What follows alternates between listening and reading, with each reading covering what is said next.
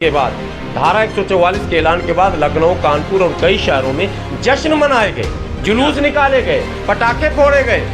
कौन है भाई? आतंक खत्म हुआ इस वजह से हुआ ना?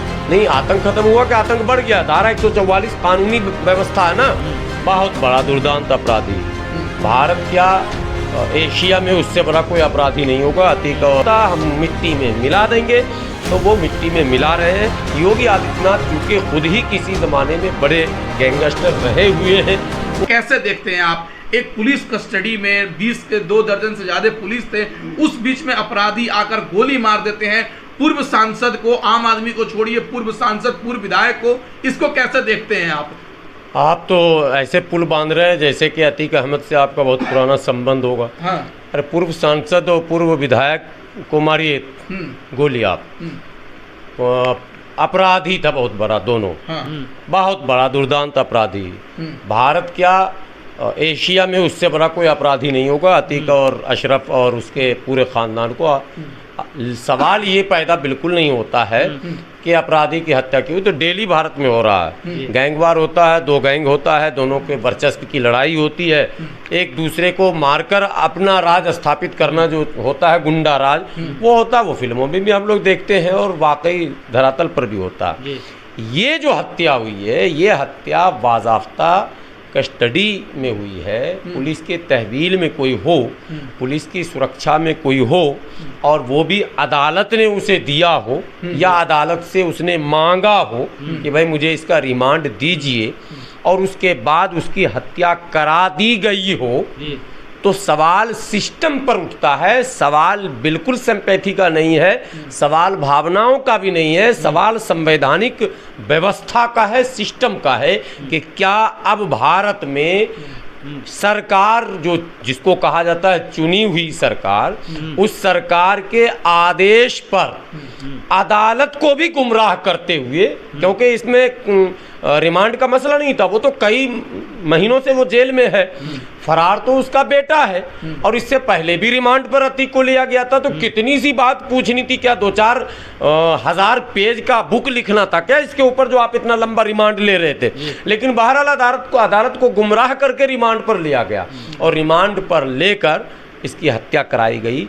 अब सवाल 3-4 चीज़ों पर होता, या तो वो पुलिस पदाधिकारी जो लोग सुरक्षा में लगे थे, उनके जो अफसरान थे एसटीएफ के, उनसे अदालत सीधे सीधे पूछे सुओ मोटो लेकर कि भाई आप ये बताओ, आपको किसने कहा था कि रिमांड पर लिया लो, और आपने हमसे रिमांड पर जिस अपराधी को लिया है वो अपराधी तो अदालत में हमें चाहिए, और नहीं तो आप पर मुकदमा हत्या का होगा ऑटोमेटिकली, और नहीं तो आप नाम बताओ किसने आपको आदेश किया। अगर गृह मंत्री जो कि मुख्यमंत्री ही हैं उत्तर प्रदेश में, अगर उनका आदेश था, तो अब अफसर का जब जान अटकेगा गले में तभी तो वो मुंह खोलेगा ना।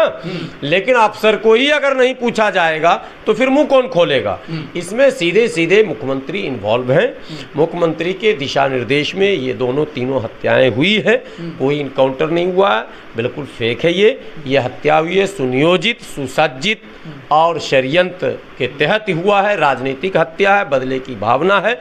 योगी आदित्यनाथ ने कहा था हम मिट्टी में मिला देंगे, तो वो मिट्टी में मिला रहे हैं। योगी आदित्यनाथ चूँकि खुद ही किसी ज़माने में बड़े गैंगस्टर रहे हुए हैं, उनके खुद इनसे किसी ज़माने में पंगे थे, लेन देन का मामला था, वर्चस्व की लड़ाई थी। आपको याद होगा सदन में लोकसभा के वो भी सांसद किसी ज़माने में थे, फूट फूट कर रो रहे थे इसी अतीक के डर से। तो मौका सबका आता है, मौका योगी आदित्यनाथ का आया। संविधान कहाँ पर है भाई? वो तो शपथ नकली है पब्लिक को दिखाने के लिए कि मैं शपथ लेता हूँ और ऐसा और वैसा, और वो तो खुली तकरीर कर रहे हैं, और उनकी बहुत सारी तकरीरें पब्लिक डोमेन में हैं। उन्होंने कई बार अल्पसंख्यकों को लेकर, विशेषकर मुसलमानों को लेकर कई आपत्तिजनक टिप्पणियां की हैं। मुख्यमंत्री बनने के बाद भी 20-80 और ठंडा कर देंगे, शिमला बना देंगे, वो तो याद होगा आपको। तो वो ठंडा कर रहे हैं मुसलमानों को, इस गर्मी में वो ठंडा कर रहे हैं। रमज़ान में मुसलमान सहरी करने बाहर ना निकले, तरावी अपने घर पर ना पढ़े, ये तो माहौल इन्होंने बना ही दिया। अब हत्या के बाद इन्होंने धारा 144 लगाया, किसके लिए? सिर्फ मुसलमान के लिए। मजाल कोई दूसरा जो है 144 का पालन करे?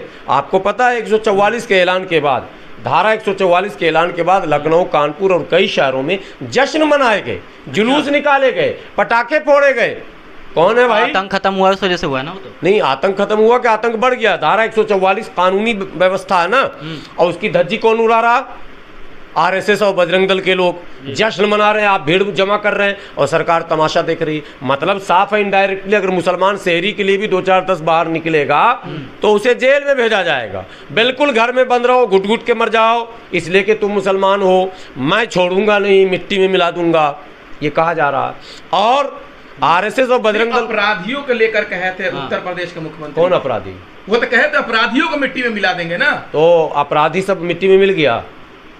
अपराधी तो अगर अपराधी मतलब कौन था? वो कौन था? आजम खान अगर अपराधी थे तो उसको तो मिट्टी में इन्होंने पहले ही मिला दिया।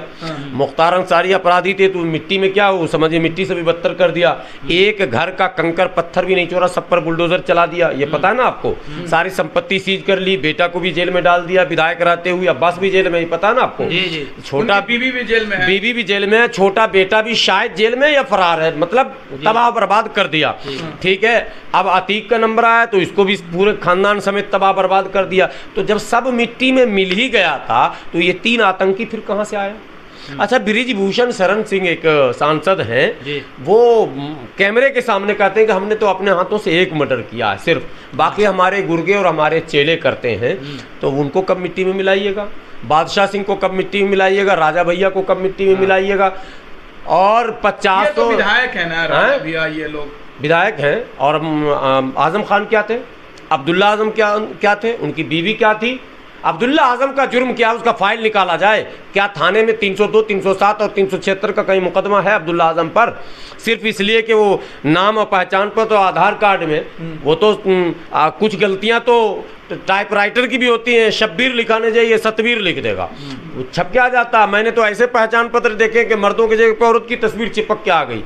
उस छोटी सी गलती पर इतना बड़ा मामला हुआ कि 2-2 बार विधायक की मन लड़े और दोनों बार आयोग करार दिया गया और आज उन पर आपराधिक मुकदमे हैं। सुप्रीम कोर्ट से गुहार किया जा रहा, सुप्रीम कोर्ट जो है सुन नहीं रही है। अतीक अहमद ने भी सुप्रीम कोर्ट से गुहार किया था, पता है कि नहीं आपको, कि मेरी जान को खतरा है।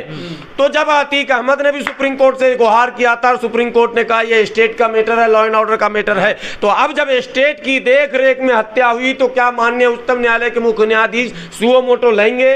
क्या नोटिस करेंगे? क्या मुख्यमंत्री से सवाल पूछेंगे कि आपने सुरक्षा क्यों नहीं की? क्या ऐसी सरकार को बर्खास्त कराने की अनुशंसा करेंगे? और नहीं करेंगे तो क्या अल्पसंख्यकों में मायूसी नहीं होगी?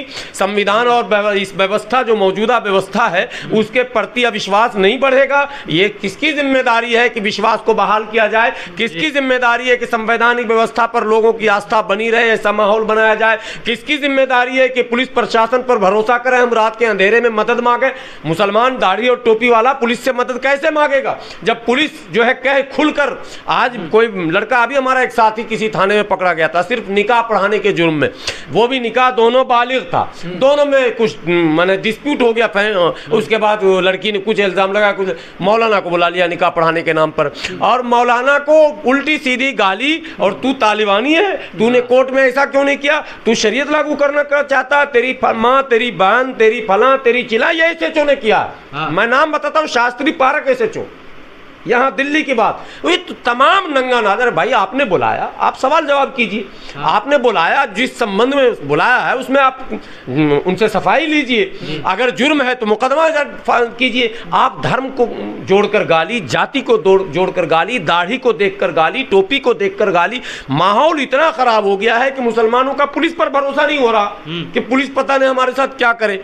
अब एक बात बताओ, मीडिया बच गई कि भाई मीडिया कम से कम सच दिखाएगी। साहब मीडिया, मुसलमान जरी सी गलती करे अगर पुलिस के हत्या चढ़ गया तो आतंकवादी, और ये 3 आतंकवादियों का 3 माना 24 घंटा, कितना हो गया, 10 बजे रात से 10 बजे लगभग 16-14 घंटा हो गया ना। किसी भी टीवी चैनल में आप लोगों ने देखा कि 3 आतंकवादियों ने अतीक अहमद की हत्या की, ऐसा लिखा नहीं।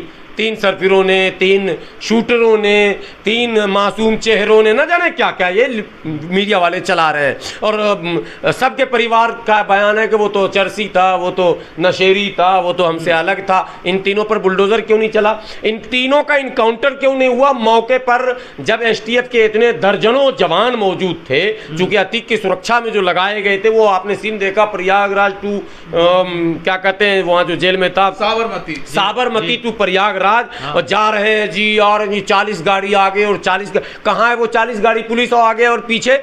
सवाल होगा ना भाई, इन 3 शूटरों को मौके पर आपने इनकाउंटर क्यों नहीं कर दिया, मार क्यों नहीं दिया? मार देते सब्र हो जाता, कुछ राज और दफन हो जाता, लेकिन नहीं, इन्हें ये दिखाना था कि जय श्री राम बोलकर मारकर हम दिखा रहे हैं तुमको। भैया देख ले, मुसलमान आज की तारीख में पुलिस के कस्टडी में भी सुरक्षित नहीं है, घर में भी सुरक्षित नहीं है, सफ़र में भी सुरक्षित नहीं है।